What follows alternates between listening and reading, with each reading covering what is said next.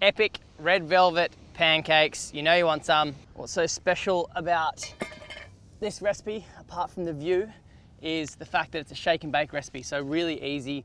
Basically, your dry ingredients go into a jar, you add your wet ingredients, you give it a shake, you make some pancakes. Quick, easy, healthy, and just all around delicious. There's nothing here yet. You're too early. Too early for breakfast.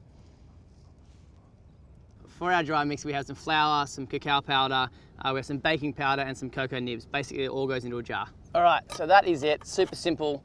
That's your dry mix done. You can take it anywhere, you can whack it on your shelf, have it up there for a week. You know, all you need to do is add your wet mix, give it a shimmy, and make the pancakes. For the wet mix, we have 2 eggs. We've got a little bit of maple syrup to sweeten it. We have some milk, and then that's it. The little secret is I use grated beetroot to make anything red velvet. It's a cake or a pancake. I don't like using the chemical sort of dyes. You just don't know what's in there. All right, so shake and bake, lid goes on, we give it a shimmy. Ready for the shimmy? Go for it.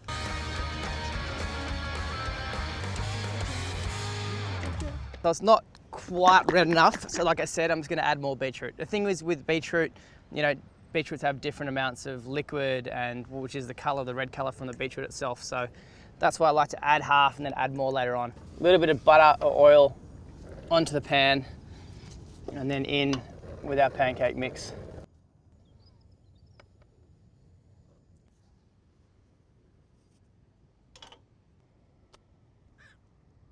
I know what you're thinking, they're not super red, but I'll show you why I call them my red velvet pancakes. It's when you cut them in half. I'm just gonna finish this off with a little bit of yogurt and some fresh raspberries on top.